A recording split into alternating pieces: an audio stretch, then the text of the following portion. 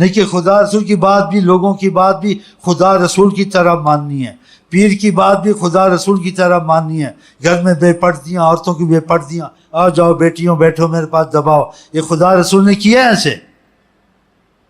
یہ سوچ کے چلنا ہے، ہاتھ کو نہیں چھونا ہے پیروں فقیروں کی، یہ کام نہیں کرنے ہیں جو آقا نے نہیں کی ہے۔ آقا کی بیوی ہماری مائیں تھیں، خدا نے کہا امہاتہم، تمہاری مائیں ہیں، پھر کہا پردے سے بات کرو۔ تو یہ چیزیں بہت لمبا مسئلہ ہو جائے گا، بہرحال شرک کا مسئلہ تھوڑا سا کر دوں، میں ادھر ادھر نکل گیا ہوں، شاید اللہ کو ہی منظور تھا آج۔ یہ شرک اتنی بڑی مصیبت ہے، اس سے بڑی مصیبت نہیں ہے۔ خدا نے کہا جو شرک کرتا ہے آسمان سے گرا ہے۔ ان شرک لظلم عظیم، ایک بہت بڑا اگر ظلم ہے یہ شرک ظلم ہے۔ ان اللہ لا یغفر ان یشرک بہ، خدا کبھی نہیں بخشے گا شرک کو، اور اس کے سوا جو ہو بخش دے گا، آیت قرآن۔ اور اس پر آقا جی نے کہا شرک اخفی من دبیب النملہ، شرک اتنا باریک ہے کہ کالی رات میں کالے پتھر پر کالی چیونٹی چلے اس سے بھی باریک ہے، بتاؤ۔ اور جو چیز شرک نہیں ہے اس کو شرک نظر آتا ہے تو دوسرے پہ فتویٰ نہ کہ اگر معتبر آدمی ہے، اس میں معتبر علماء ہے، معتبر اولیاء ہیں، تو اس کو شرک نہ کہے، وہ شرک ہے یا نہیں مجھے سمجھ میں نہیں آتا، میں نے یہ درود نہیں پڑھنا، میں نے نماز والا پڑھنا۔ اور بالاتفاق نماز والا درود سارے درودوں اولیاء اللہ سے افضل ہے۔ اگر اولیاء اللہ کا کوئی درود پڑھتا ہے کبھی برکت کے لیے پڑھ لے، لیکن اس کو اتنا نہ پڑھے کہ آقا کے زبان سے جو نکلا ہوا درود ہے اس کی اہمیت ختم ہو جائے۔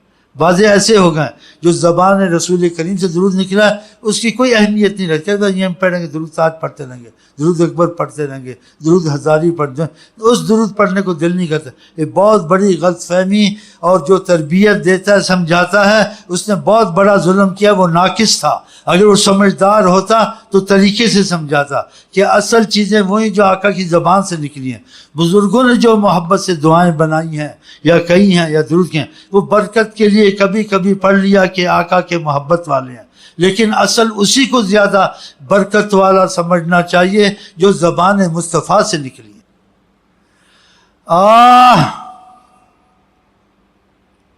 اب مجھے ایک درشی بڑا کبھی کبھی پڑھتا ہوں، میرا دل پھٹتا ہے اس سے۔ اس بزرگ نے تعریف کی ہے حضرت محمد مصطفیٰ کی، افضل نہیں اس درود کو سمجھتا، افضل نماز والا سمجھتا، سب سے افضل یہ۔ اور چلنے پھرنے والوں جو کاروبار ہیں، کالج میں نہیں پڑھا جاتا تو ان کو صلی اللہ علیہ وسلم بتا دیتا ہوں۔ مجھے پتہ آلہ و صحابی ہے، لیکن یہ نہیں بتاتا ہوں وہ پڑھ نہیں سکتے، کیونکہ اخبار پڑھے، اسکول میں پڑھے، لمبا درود اگر پڑھے تو پھر اس کا دھیان ادھر ہے، پھر اس کا مضمون نہیں یاد ہوگا، چھوٹا درود چلتا رہے گا۔ تو ہم اپنے مشائخ سے سوال نہیں کرتے تھے۔ کیسے نہیں پوچھتے تھے؟ آپ نے صلی اللہ علیہ وسلم بتایا تو آقا جی نے کہا، اگر پوچھتے تھے وہ چپ ہو جاتے تھے، پھر ہم سمجھ جاتے تھے آقا جی نے اجازت دی ہے تو صلی اللہ علیہ وسلم میں برکت ہے۔ اس لیے ہمارا صلی اللہ علیہ وسلم جو سلسلے میں ہے ہمارے مشائخ کے طور سے اس میں آلہ و صحابی سب آ گیا ہے کہ آقا کی زبان سے نکلا ہوا لگتا ہے، دعوے سے نہیں کہتا ہوں۔ اس لیے ہمارے مشائخ جاہل تو نہیں تھے، جو اتنی برکتیں ہم کو ان کی تو وسیلے سے نصیب ہیں، ہم جڑے ہیں ان سے تو اتنا ہم کو فائدہ ہوا ہے۔ تو اگر پوچھتے تھے چپ ہو جاتے تھے، کہتے صلی اللہ علیہ وسلم بھی پڑھ لو کافی ہے۔ اور بعض مولوی نالائق سلسلوں والوں پہ اعتراض کرتے ہیں، کہتے جی اس میں آل نہیں ہے، صاحب نہیں، ناقص درود ہے، تیری عقل ناقص ہے، تیری فہم ناقص ہے۔ آقا کی طرف سے جو چیز آئے وہ ناقص ہوتی ہے۔ بعضوں نے ہمارے مشائخ نے پوچھ بھی لیا تھا، کہتے اتفاق ہوا تھا، تو کہاں ہاں صلی اللہ علیہ وسلم کہہ لیا کرو۔ اب اس میں تنقید کرنی چاہیے، جو سلسلے میں جڑے فائدہ ہے ان کو تو ایسا پڑھنا چاہیے رات دن پڑھ پڑھ کے مر جائے، ختم ہو جائے۔ اور سلسلے میں نہیں داخل ہے اس کو شک وقت پڑھتے ہیں، مولویوں کے بعد پھرتا رہتا منحوس، تو اس منحوس کو چاہیے وہ نماز والا ہی پڑھے اور اس پر اعتراض نہ کرے۔ اعتراض کرے گا تو جو نماز والا پڑھتا ہے نا اس میں بھی فرق پڑ جائے گا۔ اس لیے آقا جی کو جو ان کے دوستوں سے محاذ آرائی کرتا ہے، بحث کرتا ہے، آقا جی کا دل اس سے ہٹ جاتا ہے۔ ہاں آقا جی اپنے محبت والوں کا بڑا خیال رکھتے ہیں، ہاں ان کو کہ بھائی مجھے میں اعتراض نہیں کرتا، تم لوگ پڑھو، مطمئن نہیں ہوں اس لیے اس میں یہ ہے، ٹھیک ہے تو پڑھو، ٹھیک رہے گا. اور جو کہے گا نہیں جی یہ ہوں ہے تو ہے جو ہے، 100 سال طریقت میں شیخ کے ساتھ کوئی فائدہ نہیں ہے. ہاں یہ چیزیں کچھ سمجھ میں آنی چاہیے. بہرحال میں موضوع سے باہر نہیں نکلنا چاہتا ہوں. تو وہ درود شریف میں اس میں کچھ بتانا بھی چاہتا ہوں، پہلے بھی بتایا تھا کہ آقا کی تعریف اس نے بہت کی ہے. حضرت محمد مصطفیٰ جن کو کہتے ہیں حضرت محمد، ماشاء اللہ، صاحب التاج والمعراج، دافع البلاء والوباء والقحط والبرد، بلاؤں کے دفع کرنے والے، قحط کے دفع کرنے والے، مرضوں کے دفع کرنے والے. دیکھو کیسی بات کہی. اب آپ اس کو دیکھیں تو نرا شرک ہے، اگر سمجھ جائیں تو شرک کا اس میں شائبہ بھی نہیں ہے. اب یہ سمجھ کی بات ہے نا، سمجھ کی بات ہے. جس کی سمجھ میں نہ آئے آپ اس کو کہیں تو وہابی ہو گیا، تو یہ ہو گیا، تو عاشق رسول نہیں ہے، تو یہ درود نہیں پڑھتا. بھائی عاشق رسول تو وہ ہے، اس کو سمجھ نہیں آتی کہ ایک ملا جی کہتے ہیں شرک ہے، دوسرا ملا جی کہتے ہیں نہیں شرک ہے. اب یہ کالج کا لڑکا ہے، دنیا دار ہے، اب یہ کہاں سے سیکھے کیا سمجھے؟ 2 ملا میں مرغی حرام. اب اس کو مصیبت پڑ گئی. یہ بھی داڑھی والا، یہ بھی داڑھی والا، یہ بھی خطبے والا، یہ بھی خطبے والا، یہ بھی ایسا. بڑا پگڑ باندھتے ہیں، بڑا ٹیسٹ سے بات کرتے ہیں عالم لوگ، ٹوپی ایسی ڈالتے ہیں کرتے ہیں. اب وہ کیا کرے گا؟ بیچارہ حیران ہو جائے گا کدھر جائے. ایسا ظلم نہیں کرنا چاہیے. دین آسان ہے. آپ اس کو چاہیے جائز بھی ہے، اچھا بھی ہے، افضل وہی ہے جو زبان رسول سے نکلا ہے. تم درود وہی پڑھ لو نماز والا کہ آقا جی سے وہی نکلا ہے. اس کی سمجھ میں نہیں آتا ایسی باریک باتیں نہیں. اب میں آپ کو بتا دوں، آپ ایک دم مان جائیں گے واقعہ شرک نہیں ہے.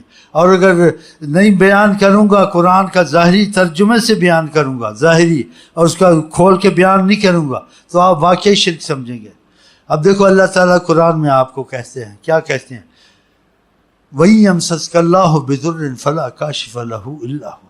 تم کو کوئی تکلیف مصیبت آئے، اس کو کوئی نہیں ہٹا سکتا خدا کے سوا. نہ بت، نہ نبی، ولی، اس میں سب آ گئے ہیں. فَلَا كَاشِفَ لَهُ، نہیں کوئی ہٹا اللہ کے سوا. ہے نا قرآن. وَإِن يَمْسَسْكَ اللَّهُ بِضُرٍّ فَلَا كَاشِفَ لَهُ إِلَّا هُوَ. نہیں ہٹائے گا اس کو کوئی مگر اللہ ہی ہٹائے گا. اللہ ہٹائے گا دو طرف سے ہٹائے گا. خود ہٹا دے، تمہاری دعا سے ہٹا دے، یا کسی کے وسیلے سے ہٹا دے. پھر آ گیا نا، تفصیل آ گئی نا. اس میں بڑا وسیلہ حضرت محمد مصطفیٰ. تو پھر یہ انسان کا ذہن کھل جاتا ہے کہ ہاں صحیح ہے، اللہ نہیں ہے، کوئی نہیں ہٹ سکتا، اللہ ہٹا سکتا ہے. تو بزرگ اور اولیاء اللہ اور انبیاء ہٹواتے ہیں، ہٹاتے نہیں. دیکھا، دوسرا نہیں ہٹوا سکتا. آقا جی وہ مصیبتیں ہٹوا سکتے ہیں کہ سارا جہان، سارا انبیاء جمع ہو جائے، نہیں ہٹوا سکتے. وسیلہ بنے. ہٹاتا اللہ، ہٹواتے وہ ہیں، اور ہر کوئی نہیں ہٹوا سکتا. یہ مسئلہ سمجھ لیں. ہاں اچھا. وہی سبق اللہ بضر، اگر تم کو کوئی تکلیف، کوئی مصیبت، پریشانی ہے، خدا کے سوا کوئی نہیں ہٹاتا. یہ قرآن ہے. یہ منسوخ آیتیں نہیں، آپ بدل اس کو نہیں سکتے، نہ اس کا مفہوم بدل سکتے ہیں. ہاں سمجھ خدا دے دے، وہ ایک بہت بڑی چیز ہے، خدا کی رحمت ہوتی ہے. تو اس درود تاج میں کیا کہا؟ دافع البلاء والوباء. آیت کہتی کوئی نہیں ہٹا سکتا. اور یہ درود تاج والا بلائیں بھی ہٹاتے ہیں، قحط بھی ہٹاتے ہیں، مرضیں بھی ہٹاتے ہیں. اور قرآن کہتا ہے کہ ابراہیم نے بھی دعا کی تھی علیہ السلام نے، وَإِذَا مَرِضْتُ فَهُوَ يَشْفِينِ. میں نبی ہوں، مریض ہو جاؤں تو اللہ ہی شفا دیتا ہے، کوئی نہیں دیتا. تو اس نے کیسے ایسے کہہ دیا؟